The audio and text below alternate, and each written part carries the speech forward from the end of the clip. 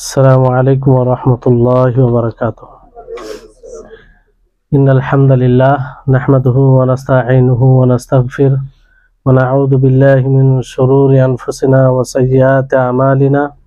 من يهده الله فلا مضل له ومن يضلله فلا هادي له، وأشهد أن لا إله إلا الله وحده لا شريك له، وأشهد أن محمدا عبده ورسوله. أما بعد، رب اشرح لي صدري ويسر لي أمري واحلل عقدة من لساني يفقهوا قولي. رب زدني علما رب زدني علما। সম্মানিত আজকের ক্লাসে উপস্থিত সুপ্রিয় ভাই সকল, প্রশংসা মাত্রই সেই মহান আল্লাহ তাবারক ওয়া তাআলার নিমিত্তে, যিনি আমাদের সকলকে ইলম, কোরআন ও হাদিসকে জানার জন্য ও রাসূলের হাদিসকে জানার জন্য এই ক্লাসে উপস্থিত হওয়ার তৌফিক দিয়েছেন, যেটা আল্লাহ তাবারক ওয়া তাআলা আমাদের প্রতি কল্যাণ চায়, মঙ্গল চায়, তার একটি অন্যতম লক্ষণ। ফলে আমরা সকলেই তার শুকরিয়া জ্ঞাপন করব। তারপরে আমাদের সকলের প্রাণ প্রিয় নবী করিম মুহাম্মদ মুস্তাফা সাল্লাল্লাহু আলাইহি ওয়াসাল্লাম, ওনার উপরে অসংখ্য শান্তি ধারা বর্ষিত হোক। আল্লাহুম্মা সাল্লি আলাইহি আল্লাহুম্মা বারিক আলাইহি। সম্মানিত উপস্থিতিগণ, আজকে ইনশাআল্লাহ হাদিসের ক্লাস হবে। আপনারা সকলেই জানেন যে ইমাম নববী রাহিমাহুল্লাহর যে হাদিসের বই, যে বইয়ে 40টি হাদিস একত্রিত করেছেন, সে বইটি আমরা পড়ছি। আজকে 22তম দার্স, 22তম ক্লাস, আর 15 নম্বর হাদিস পড়ব। হাদিসটি গুরুত্বপূর্ণ, খুবই গুরুত্বপূর্ণ। সমাজে, আমাদের বাস্তব জীবনে এই হাদিসের খুব প্রয়োজন পড়বে, আর খুব উপকারী আমাদের জন্য যদি আমরা হাদিসটাকে বুঝি। তো আশা করি আপনারা মনোযোগ দিয়ে শুনবেন, কারণ এতে আদব তুলে ধরা হয়েছে। একজন মানুষের ব্যক্তিত্ব তৈরি হবে যদি এই হাদিসকে লক্ষ্য করে চলা যায়। হাদিসটি হচ্ছে আন আবি হুরায়রা রাদিয়াল্লাহু আনহু আন্না রাসূলুল্লাহ সাল্লাল্লাহু আলাইহি ওয়াসাল্লাম قال من كان يؤمن بالله واليوم الآخر فليقل خيرا أو ليصمت ومن كان يؤمن بالله واليوم الآخر فليكرم جاره ومن كان يؤمن بالله واليوم الآخر فليكرم ضيفه رواه البخاري ومسلم। আবু হুরায়রা রাদিয়াল্লাহু তাআলা আনহু থেকে বর্ণিত, রাসূল সাল্লাল্লাহু আলাইহি সাল্লাম বলেন যে ব্যক্তি আল্লাহর উপরে ঈমান নিয়ে আসে, ঈমান রাখে, ও শেষ দিবসের প্রতি ফালিয়াকুল খায়রান, তো সে উত্তম কথা বলবে। কি বলবে? উত্তম কথা বলবে। আও লিয়াসমুত, অথবা চুপ থাকবে। ওয়ামান কানা ইউমিনু বিল্লাহি ওয়াল ইয়াউমিল আখির, আর যে ব্যক্তি আল্লাহর উপরে ঈমান নিয়ে আসবে ও আখিরাতের উপরে ঈমান নিয়ে আসবে, ঈমান রাখবে, ফালইউকরিম জারাহু, তো সে নিজের প্রতিবেশীর ইকরাম করবে, সম্মান করবে। আর যে ব্যক্তি আল্লাহর উপরে শেষ দিবসের প্রতি ঈমান নিয়ে আসবে, ঈমান রাখবে, ফালইউকরিম যায়ফাহু, সে মেহমানের মেজবানি করবে, মেহমানের ইকরাম করবে, অতিথির ইকরাম করবে, সম্মান করবে।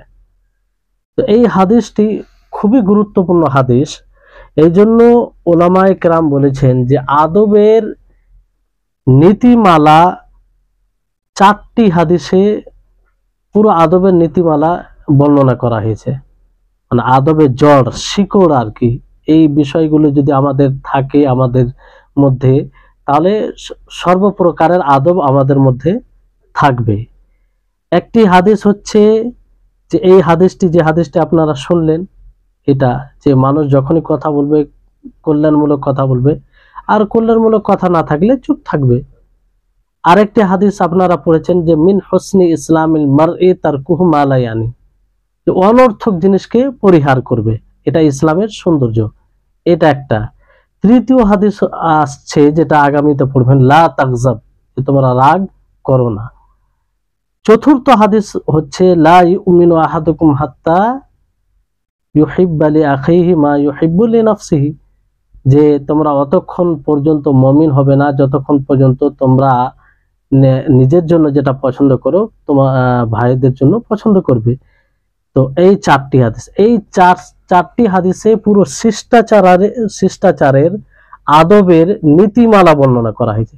এই চারটি বিষয়ে, চারটি হাদিসকে যদি আমরা ভালোভাবে বুঝে নিই আর নিজের জীবনে বাস্তবায়ন করি, তাহলে আমরা আল্লাহর কাছেও প্রিয় বান্দা হতে পারবো, রাসূলের খুব ভালো অনুসরণকারী হতে পারবো, কিতাবুল্লাহ ও সুন্নাতে রাসূল অনুযায়ী আমাদের জীবন হবে, আর সর্বোপরি দুনিয়াতে আমরা যে সম্মানিত হতে চাই, মানুষের কাছে ভালোবাসা পেতে চাই মানুষের কাছে, তো এই চারটি হাদিসের উপরে যদি আমরা আমল করি তো মানুষের কাছেও প্রিয় হতে পারবো, মানুষের কাছেও প্রিয় হতে পারবো। এতে ব্যক্তিত্ব তৈরি হবে, মানুষের ওজন বাড়বে সমাজে, যত আমরা এই হাদিসকে নিজের জীবনে বাস্তবায়ন করব। আপনারা বুঝতে পারবেন সেটা কি করে।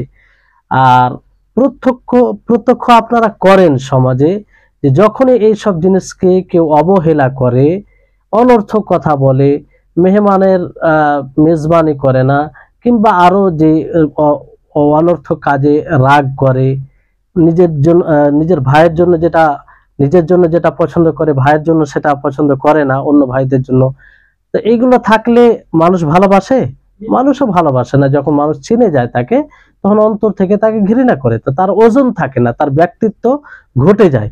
যে এই জন্য এই চারটি হাদিসকে ওলামায়ে কেরাম বলেছেন যে শিষ্টাচারের পুরো নীতিমালা বর্ণনা করা হয়েছে এখানে। তো যাই হোক, এখানে একটি বিষয় আপনারা লক্ষ্য করেছেন যে হাদিসে কি বলা হচ্ছে, যে আল্লাহর উপরে ঈমান রাখবে। কার উপরে? আল্লাহর উপরে ঈমান রাখবে, আর ইয়াউমে আখিরাতের উপরে। কার উপরে? আচ্ছা, আর কারণ ঈমান কটি? ঈমানের খুঁটি কটি? ঈমানের স্তম্ভ কটি? 6টি না? এটা তো একাধিকবার আলোচনা হয়েছে আপনাদের এতে। তারপরে ধারাবাহিকভাবে আলোচনা হলো, মসজিদে আলোচনা, এখানে আলোচনা হয়েছে। তো ঈমানের স্তম্ভ হচ্ছে 6টি, ঈমানের স্তম্ভ 6টি। তো এখানে শুধু দুটি বিষয়ের কথা বলা হয়েছে, যে ব্যক্তি আল্লাহর উপরে ঈমান রাখবে আর ইয়াউমে আখিরাতের প্রতি ঈমান রাখবে। তার বাকি 4টির কথা কেন বলা হলো না? যেমন তার ফারিস্তাগণের প্রতি, তার রাসূলগণের প্রতি, তার আসমানি কিতাব সমূহের প্রতি, আর ভালো মন্দ তকদিরের প্রতি। তো এর কারণ ওলামাগণ 4টি কারণ বর্ণনা করেছেন। এক হচ্ছে যে মালায়েকার প্রতি ঈমান, আর কিতাব সমূহের প্রতি ঈমান, আসমানি কিতাব সমূহের প্রতি ঈমান, তারপর রাসূলগণের প্রতি ঈমান। আসলে এই 3টির নিসবত কার দিকে করা হয়? আল্লাহর দিকে করা হয়। মালায়েকাতিহি মানে তার ফারিস্তাগণের প্রতি, ও রসুলিহি তার রাসূলগণের প্রতি, ও কুতুবিহি তার কিতাব সমূহের প্রতি ঈমান নিয়ে আসা। আর কদর যেটা হয়, নির্ধারিত হয়, এটা কার পক্ষ থেকে? আল্লাহর পক্ষ থেকে। হ্যাঁ, তো কিন্তু শেষ দিবস এটা কায়েম হয়। তো এই দুটো বলে স্বাভাবিকভাবে আর 4টা জিনিস চলে আসে। আল্লাহ নবী এটাই বলতে চাইছেন যে আল্লাহর উপরে ঈমান রাখবে, তার ফারিস্তাগণের প্রতি, তার রাসূলগণের প্রতি, তার কিতাব সমূহের প্রতি এবং ভালো মন্দ ভাগ্যের প্রতি, তো সে কি করবে? উত্তম কথা বলবে, না হয় চুপ থাকবে। বুঝতে পারলেন? এটা একটা কারণ।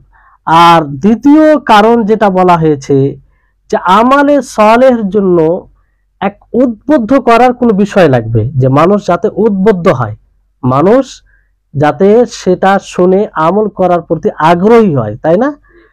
আর আরেকটা লাগে যে তার প্রতিদান, যখন মানুষ তার প্রতিদান শুনে যে এই আমলটা করলে এই নেকি পাবো, এই পুরস্কার পাবো, তখন মানুষ আগ্রহী হয়। তো এই দুটোতে আল্লাহর উপরে ঈমান, এতে কি রয়েছে? এতে উদ্বুদ্ধ করা হয় যে তুমি যদি সত্যি আল্লাহর উপরে ঈমান নিয়ে এসে থাকো, তাহলে সেই আল্লাহর সম্মুখীন হবে, তুমি আল্লাহর সম্মুখে দাঁড়াবে তুমি। তো তুমি আজকে কি করো? তার প্রতি ঈমান রেখে উত্তম কথা বলো, উত্তম কথা বলো। তা এটা উদ্বুদ্ধ করার জন্য যথেষ্ট না? কারণ প্রত্যেক জিনিসের হিসাব দিতে হবে, কাকে দিতে হবে? আল্লাহ তাবারক ওয়া তাআলাকে। আর জাযা প্রতিদানের কথা, প্রতিদান কখন দেওয়া হবে? যখন ইয়াউমে আখিরাত হবে, শেষ দিবস কায়েম হবে, তাই না? তো এই কারণে এই দুটির কথা বলা হয়েছে। এই জন্য দেখবেন যে হাদিসে যেমন মান সামা রমাজানা ঈমানান ওয়া ইহতিসাবান গুফির লাহু মা তাকাদ্দামা মিন যামবিহি, বলা হয়েছে যে যে ব্যক্তি সিয়াম সাধনা করে রমজান মাসের ঈমানের সাথে এবং সওয়াবের আশা করে, কিসের আশা করে? সওয়াবের আশা করে, তো আল্লাহ তাআলা তার পূর্বের সমস্ত গুনাহ ক্ষমা করে দেন। তা আসলে এখানে উদ্দেশ্য কি? ইখলাসের সাথে। কিসের সাথে? ইখলাসের সাথে, আল্লাহ তাআলার জন্য আর সওয়াবের আশায়। তৃতীয় কারণ উল্লেখ করেছেন ওলামায়ে কেরাম যে অধিকাংশ আদম সন্তান পথভ্রষ্ট হয় কিসের কারণে? ইয়াউমে আখিরাতের প্রতি বিশ্বাস না করার কারণে, শেষ দিবসের প্রতি ঈমান না নিয়ে আসার কারণে। বুঝতে পারলেন? এটার কারণে পথভ্রষ্ট হয়।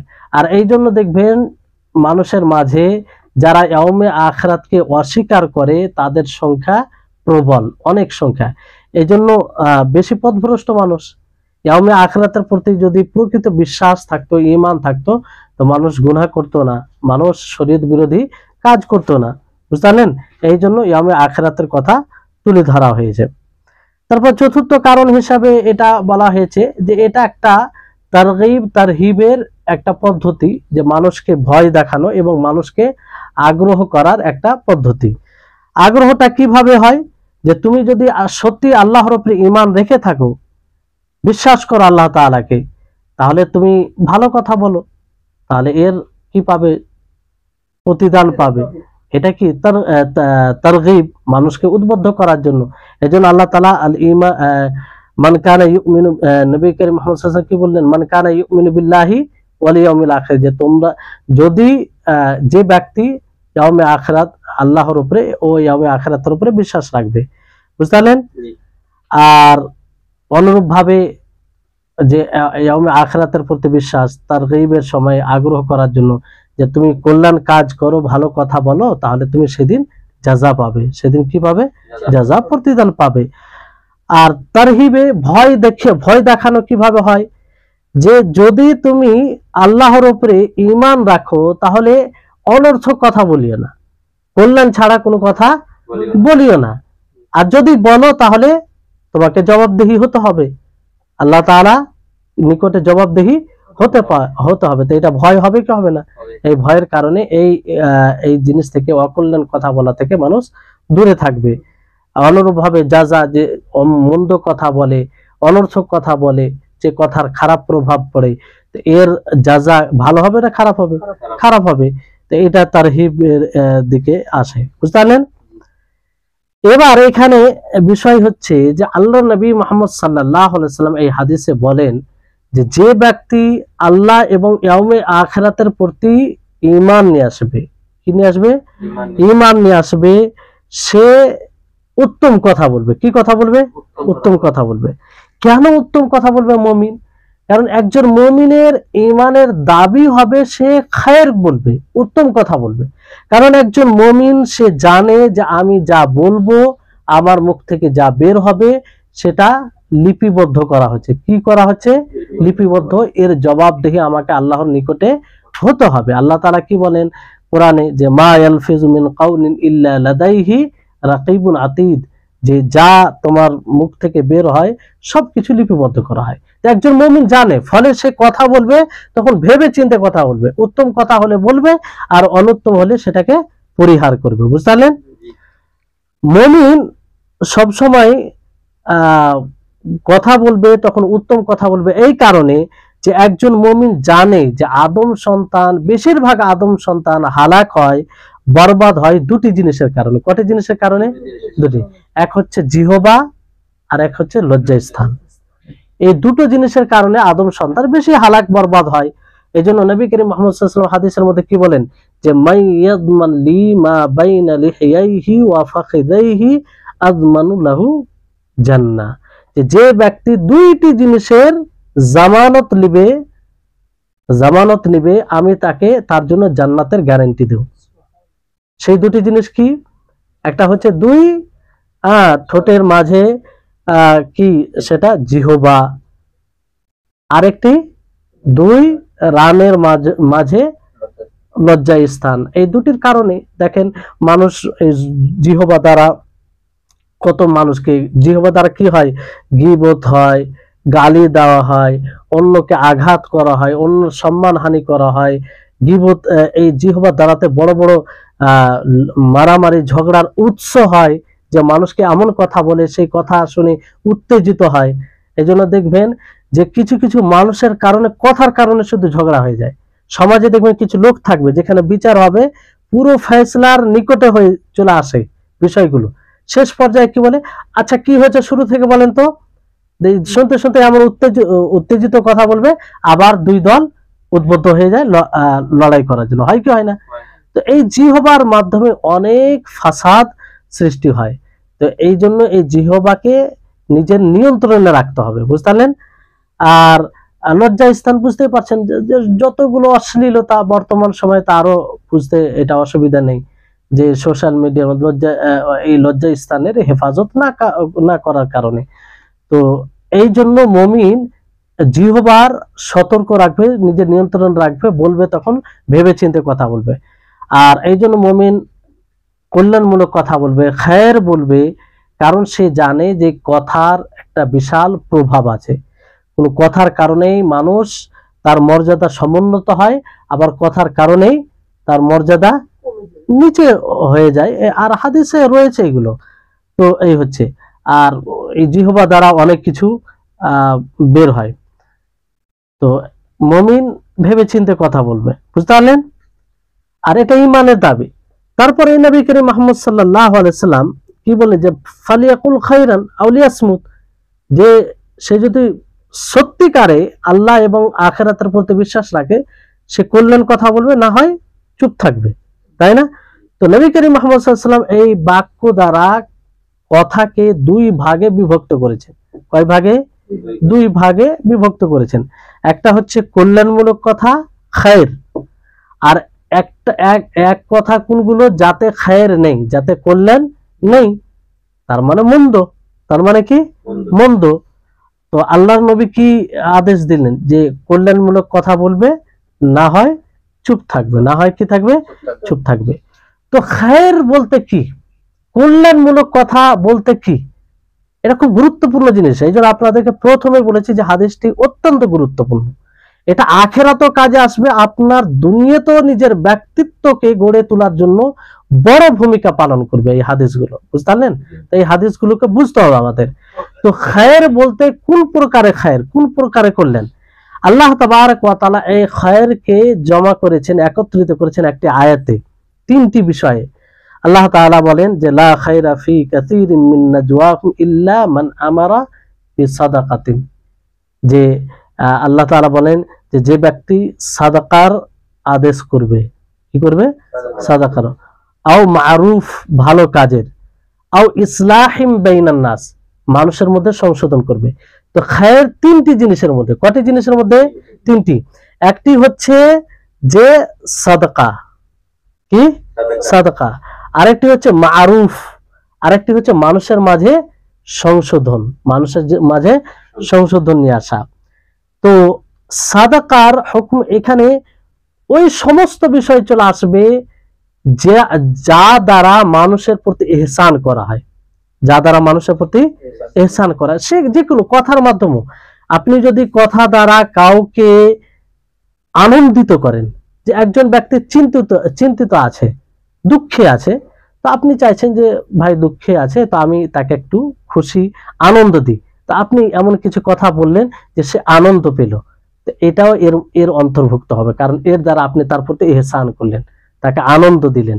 হ্যাঁ, আপনি হয়তো কোন সমাজে আছেন, এখানে ধরেন 6-7 জন আছে, কিছু হয় না, চুপচাপ সব বসে আছে, আর সবাই মনে হচ্ছে চিন্তিত। তো আপনি কি করলেন, যে আমি তাদেরকে একটু খুশি দিই, ভালো কথা বলে তাদেরকে খুশি দিলেন, আনন্দ দিলেন, মিথ্যা বলে নয়, ওই কমেডি বলে নয়, হ্যাঁ, মানে ভালো কথা বলে, তাহলে এটাও এক প্রকার ইহসান। তো এটা খায়ের, এটা খায়েরের মধ্যে আসবে, বুঝতে পারলেন? তারপরে মারুফ কথা বলা হয়েছে। তো মারুফ এটা মারুফ মানে ভালো কাজের তিন প্রকার হয়। কয় প্রকার? তিন প্রকার হয়।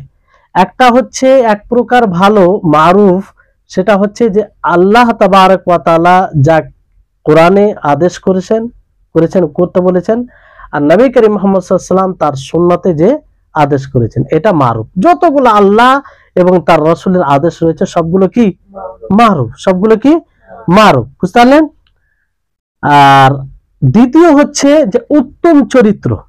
উত্তম চরিত্রের মধ্যে যা কিছু আসবে, উত্তম চরিত্রের মধ্যে কি, যে অন্য কাউকে ছোট না মনে করা, যার যেটা স্থান তাকে সেই স্থান দেওয়া, মানুষের মুখে, মানুষের সাথে হাসি মুখে কথা বলা, মানুষকে চোখ দ্বারা, জিহ্বা দ্বারা, যে কোনো দ্বারা কষ্ট না দেওয়া, এগুলো উত্তম চরিত্রের মধ্যে আসে কি আসে না?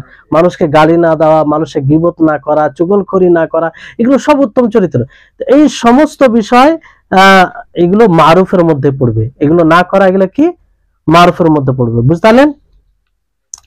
তারপরে তৃতীয় হচ্ছে যে যেটা অভ্যাসগত আমরা করি, অভ্যাসগত যেটা করি, যদি সেটা শরীয়ত বিরোধী না হয় তাহলে সেটাও মারুফের মধ্যে পড়বে। সেটাও কি মারুফের মধ্যে পড়বে। সেটা করাও এক প্রকার আপনি ভালো কাজ করলেন, কল্যাণ কাজ করলেন, বুঝতে পারলেন? অভ্যাসগত যেগুলো করি আমরা, যেমন ধরেন যে আপনি আমাদের সমাজে কি চলে, কারোর সাথে দেখা হলে কি বলেন, কেমন আছেন, সালাম দেন, সালাম বিনিময় করা, তারপরে জিজ্ঞাসা করেন যে আপনার বাড়িতে সকলে কেমন আছে। এই যে একটা অভ্যাসগত আমরা যেগুলো আমল করে থাকি, এক অপরকে জিজ্ঞাসা করে থাকি। যেমন ধরেন যে আমরা কারো বাড়িতে গেলাম, তো কিছু নিয়ে গেলাম, কিছু হাদিয়া দিলাম, এটা তো ইহসানের মধ্যে চলে আসবে। তো এক কথায় অভ্যাসগত যেগুলো আমরা করি, যদি সেটা শরীয়ত বিরোধী না হয় তাহলে সেটাও এর মধ্যে আসবে। তো এই সব কল্যাণমূলকের মধ্যে আসবে, খায়ের, বুঝতে পারলেন? তো এই হচ্ছে বিষয়। আর তৃতীয় বিষয়, যে বিষয়টি আল্লাহ তাআলা উল্লেখ করেছেন আয়াতে, যে খায়ের, সেটা কি, যে মানুষের মধ্যে সংশোধন তৈরি করা। কি করা? সংশোধন। দুই দলে ঝগড়া, দুই ব্যক্তিতে ঝগড়া, মানে দুই জায়গার দ্বন্দ্ব, তো আপনি যদি তাদের মধ্যে সংশোধন করেন, তাদেরকে মিলিয়ে দেন, যদিও মিথ্যার আশ্রয় নিতে হয়। এই জায়গায় মিথ্যা বলা যাবে কি যাবে না? এই জায়গায় মিথ্যা বলা যাবে কি যাবে না? সংশোধন করতে গিয়ে মিথ্যা বলা যাবে তো, এটা যাবে। যেমন যুদ্ধের ময়দানে মিথ্যা কথা বলা, স্বামী স্ত্রীর মধ্যে মিথ্যা কথা বলা জায়েজ? জায়েজ কি জায়েজ নয়? এমন মিথ্যা, মিথ্যা বলতে এমন নয় যে মিথ্যায় অন্যের হক হরণ করা হবে না, এরকম মিথ্যা জায়েজ নয়।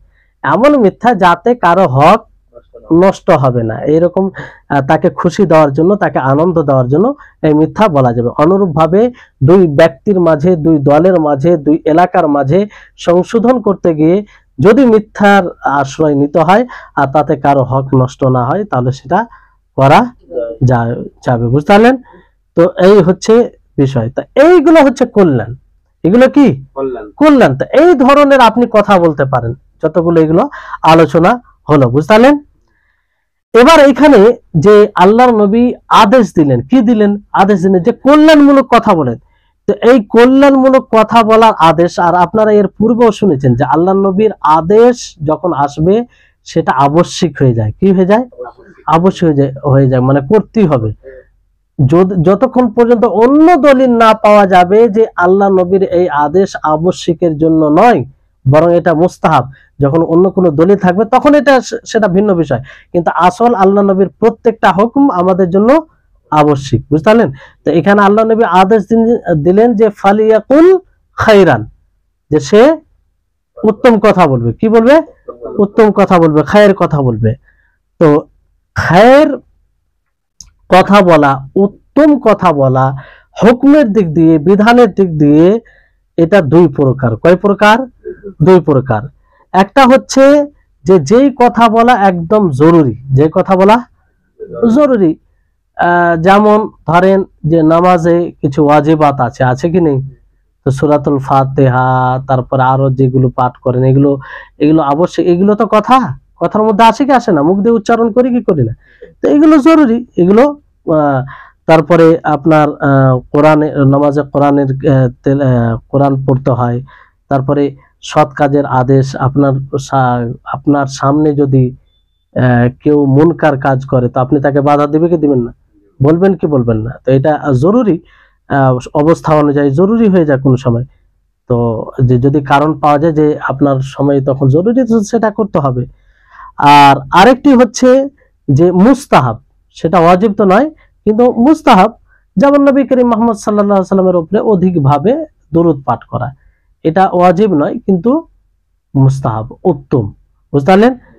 তো এইভাবে কল্যাণমূলক আর রয়েছে। অনুরূপভাবে আল্লাহ নবী বলেন যে চুপ থাকবে, কি থাকবে? চুপ থাকবে, লিয়াসমুত, যে চুপ থাকবে। তো এখানেও বিষয় হচ্ছে যে চুপ থাকবে কোন বিষয়? যদি যে কথা আপনি বলতে যাচ্ছেন সেই কথা হারাম হয়, কি হয়?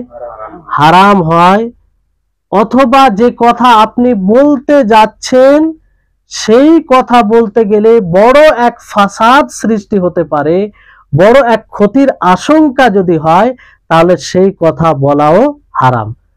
কোন সময় যে সেই কথাটাই হারাম হতে পারে, বুঝতে পারছেন? যে কথাটা, যেমন গালি কথাটাই তো হারাম, মানে গালি যে দিবেন এটা বেশিরভাগ ক্ষেত্রে হারামই হয়, বুঝতে পারলেন? কিংবা অশ্লীল কথা বলা, বেশিরভাগ ক্ষেত্রে এটা হারাম, আসল সেটাই হারাম হয়। কিন্তু অনেক সময় কথা আপনার সুন্দর হয়, কথা ভালো হয়, কিন্তু আপনার উপস্থাপনের ক্ষেত্রে সেটা হারাম হয়ে যায়। যে আপনি বুঝতে পারছেন যে এই হক কথা যদি বলি কিংবা এই কথাটা বলতে যাই, তাহলে একটা বড় ফাসাদ সৃষ্টি হবে, হ্যাঁ, বড় একটা ক্ষতি হবে। তো সেই সময় সে কথাটাও বলা হারাম হয়ে যাবে, বুঝতে পারলেন? আর আরেকটা হচ্ছে যে এরকম নয়, মানে হারাম নয়, কথা হারাম না, আর এরকম ফাসাদও সৃষ্টি হবে না, তো সেই জায়গায় চুপ থাকা, এটা কি মুস্তাহাব, মানে ভালো, চুপ থেকে গেলে ভালো, যেহেতু এটা মানে কাজের নয়, চুপ থেকে গেলে ভালো। কিন্তু হারাম যদি হয় তো চুপ থাকতেই হবে, আপনাকে কি থাকতে হবে? চুপ থাকতেই হবে। এবার এখানে একটা গুরুত্বপূর্ণ বিষয়, মানে আমাদের সমাজে এই ক্ষেত্রে 4 স্তরের মানুষ পাওয়া যায়। কয় স্তরের? 4 স্তরের। উলামায়ে কেরাম এগুলো ব্যাখ্যা করেছেন, মানে এই কথাগুলো সব জায়গায় পাবেন না, আমাদেরকে বুঝতে হবে। আর সর্বপ্রথমে নিয়ত করতে হবে যে আমরা নিজে আমল করব। কি করব? নিজে আমল করব। যে 4 স্তরের প্রথম স্তর, যেটা সর্ব উঁচু স্তর, সেটা কি? যে ব্যক্তি কল্যাণমূলক কথা বলবে আর কল্যাণমূলক কথা ছাড়া চুপ থাকবে। কি থাকবে? চুপ থাকবে। এবং কল্যাণমূলক, আমি যখন খায়ের শব্দ বলছি তখন আপনারা অবশ্যই একটু বুঝতে পারছেন, কারণ পূর্বে ব্যাখ্যা দেওয়া হলো যে কল্যাণমূলক কি কি কাজ আছে, বুঝতে পারলেন? যেহেতু আল্লাহ তাআলা সেটা স্পষ্ট করেছেন। তো যে ব্যক্তি কল্যাণমূলক কথা বলবে, খায়ের কথা বলবে আর কল্যাণমূলক কথা ছাড়া চুপ থাকবে, তো এটা হচ্ছে সর্ব উঁচু স্তর। আর এটা হচ্ছে মানে পরিপূর্ণতা। এটা কি? পরিপূর্ণতা। মানে এটা যে এইভাবে চলবে, সে ওয়াজিব বিধানকে পালন করবে। সে কি করবে? ওয়াজিব বিধানকে পালন করবে, বুঝতে পারলেন? আর দুই নম্বর স্তর, তার থেকে একটা নিচে যেটা স্তর, সেটা হচ্ছে যে কিছু মানুষ কল্যাণমূলক কথা বলে, সমাজে কিন্তু এরকম পাওয়া যায় কিছু, যেটা শুনলেন ওইরকম লোক আছে কিছু, যে সবসময় কল্যাণমূলক কথা বলে, অকল্যাণ কথা থেকে নিজেকে দূরে রাখে। আর কিছু লোক আছে তার চেয়ে একটু নিচে, যে কল্যাণমূলক কথা বলবে, খায়ের কথা বলবে, আর হারাম কথা থেকে কি থাকবে? বিরত থাকবে। কিন্তু এখানে কি আসবে? মানে এতটা হলে তো উপরের মতোই হয়ে যাবে, এখানেই আসবে যে সে মুবাহ কথা, বৈধ কথা খুব বলবে, মানে অপ্রয়োজনীয় কথা বলবে, বৈধ, হারাম নয়, কিন্তু সেটা প্রয়োজন নেই, তারপরও কথা মানে বলে যাবে, অধিক কথা বলবে। তো এটা তার থেকে নিচে, মানে এটা প্রথম স্তরের চেয়ে নিচে স্তর, না উপরেরটা বেটার, তারপরে এটা, বুঝতে পারলেন? তৃতীয় স্তর হচ্ছে যে কল্যাণমূলক, এক প্রকার লোক থাকে যে তারা কল্যাণমূলক কথা বলে কিন্তু অন্য কথা থেকে চুপ থাকে না, অন্য কথা থেকে চুপ থাকে না, মানে কল্যাণমূলক কথা তো বলে, কিন্তু কল্যাণমূলক কথা বলার সাথে সাথে অন্য কথা যেগুলো বলার নয় সেগুলো বলে। সেগুলো কি বলে? মানে ভালো কাজও করে আবার মন্দ করে, ভালো কাজও করে আবার মন্দ করে, বুঝতে পারলেন? যেমন ধরেন হ্যাঁ, এটা একটা যেমন ওই যে কল্যাণমূলক, যে কোনো কল্যাণমূলক কথার প্রয়োজন পড়লো সেটা বললো, আর অকল্যাণ সেটাও মুখ থেকে বের করলো, 4 নম্বর স্তর যেটা সবচেয়ে নিচে স্তর আর সবচেয়ে যেটা খারাপ অবস্থা, সেটা হচ্ছে যে মানুষ কল্যাণ, এক প্রকার মানুষ আছে যে কল্যাণমূলক কথা থেকেও বিরত থাকবে, মানে কথা বলবে না, ভালো কথা বলবে না, আর মানে মন্দ কথা বলবে, ভালো কথা বলবে না কিন্তু কি বলবে, মন্দ কথা বলবে। তো এটা শুধু মন্দকে মানে পালন করা, এটা কি শুধু মন্দকে পালন করা। তো এই হচ্ছে স্তর। এবার আমি আপনি সকলেই দেখবো যে আমরা কোন ক্যাটাগরিতে আছি, কোন স্তর আছে। আমরা সর্বোচ্চ স্তরে যে আমরা কল্যাণমূলক কথা বলি, অকল্যাণ কথাকে এড়িয়ে চলি, তাহলে তো ভালো বিষয়, অজীব বিধানকে আমরা পালন করি। আর যদি কল্যাণমূলক কথা বলি, অকল্যাণ কথা থেকে বিরত থাকি, কিন্তু বৈধ কথা খুব বলি, অতিরিক্ত বলি, না জায়েজ নয়, বৈধ কথা খুব বলি, ফলে সেখানে একটু মানে ভালো কাজ থেকে এদিক ওদিক হওয়ার সম্ভাবনা আছে। তার নিচে তারপরে কি, যে কল্যাণমূলক কথা বলি আবার মন্দ কথা বলি। এরকম লোক অনেক আছে যে ভালো কথা বলে তার সাথে সাথে মন্দ কথা বলে। যখন যেটা এলো, কাউকে দেখবেন যে সুবহানাল্লাহ আলহামদুলিল্লাহ মানে জিকির আজকারও করে, আবার দেখবেন যে গালি দেয়, আবার কি দেখবেন গালি দেয়, মানে সব রকমের সে করে। তাহলে এটা কি ভালো করলো মন্দ করলো? তো এটা 3য় নম্বর স্তর। আর 4র্থ স্তর যে সে কল্যাণমূলক কথা বলবে না কিন্তু মন্দ কথা বলবে, কল্যাণমূলক কথা বলবে না কিন্তু মন্দ কথা, এটা একদম মন্দ ছাড়া আর কিছু নয়, বুঝতে পারলেন? তাহলে এই হচ্ছে কথা বলার স্তর। তা আমাদেরকে খুব বিবেচনা করতে হবে, নিজেকে নিয়ে ভাবতে হবে। অপরের দিকে দেখার আগে আমরা নিজেকে নিয়ে ভাববো যে আমরা কোন অবস্থায় আছি। অবশ্যই ত্রুটি থাকলে আমরা নিজেকে সংশোধন করার চেষ্টা করব, কারণ এতে আমাদের দুনিয়াতে উপকার আছে এবং আখিরাতেও উপকার হবে ইনশাআল্লাহ। তারপর উলামাগণ বলেন যে মানুষের কথা, মানুষের বাক্য নিয়তের ইচ্ছার দিক দিয়ে 2 প্রকার, ইচ্ছার দিক দিয়ে 2 প্রকার। একরকম কথা আছে যে মানুষ ইচ্ছা করে কথা বলে, কি করে কথা বলে, ইচ্ছা করে কথা বলে। তো ইচ্ছা করে যেগুলো কথা বলে এর বিবরণ কিন্তু আপনারা শুনলেন, এগুলো সব ইচ্ছা করে কথা বলে, যেগুলো আপনারা শুনলেন পূর্বে। আর এক প্রকারের কথা আছে যেগুলো ইচ্ছা করে বলে না, মানে তার উদ্দেশ্য থাকে না, বলে ফেলে কিন্তু উদ্দেশ্য থাকে না। তো এই ধরনের কথা এটাকে লাগু বলা হয়। কি বলা হয়? লাগু। মানে আল্লাহ তাআলা মানে অনর্থক, এর মুআখাযা হবে না, এর কি হবে না, মুআখাযা মানে পাকড়াও হবে না, মানে এর জবাবদিহিতা হবে না। যেমন আল্লাহ তাআলা বলেন লা ইউআখিদুকুমুল্লাহু বিল্লাগবি ফি আইমানিকুম, যে কসমে যারা অযথা কোনে যে আল্লাহর কসম এটা করব এটা করব, মানে এই এগুলো মানে অনর্থক কসম খেয়ে ফেলে, যে আল্লাহর কসম আমি খাবো, রাত্রে খাবো, আল্লাহর কসম আমি বাজার যাব, একটা মানে অভ্যাসগত ভাবে অনেক বলে। যেমন সৌদি আরবে একটা অভ্যাস আছে যে এইরকম ভাবে কসম কথায় কথায় আল্লাহর কসম খেয়ে, মানে যেটা স্বাভাবিক করে স্বভাবগত সেগুলোতে কসম খায়।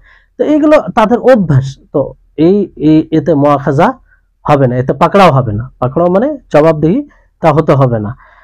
যেমন ধরেন আল্লাহ নবীর কিছু ভাষা আছে না, যে তারিবাত ইয়াদাকা, হাদিসের শব্দ শুনেছেন, তারিবাত ইয়াদাকা মানে তোমার হাত মাটিতে স্পর্শ হোক, মাটিতে মিলে যাক, মানে এক প্রকার এখানে মন্দ অর্থ আছে, কিন্তু আসলে কি আল্লাহ নবী সেই অর্থটা নেই না, মানে একটা বাক্য মানুষ ব্যবহার করে ফেলে, বুঝলেন? যেমন মুআজ বিন জাবাল রাদিয়াল্লাহু তাআলা আনহুকে আল্লাহ নবী বলেন, কি বলেন, যে সাকিলাতকা উম্মুকা, সাকিলাতকা উম্মুকা ইয়া মুআদ, যে হে মুআদ তোমার মা তোমাকে যেন হারিয়ে ফেলে। তো এটার অর্থ, বাস্তব অর্থ হচ্ছে এটা।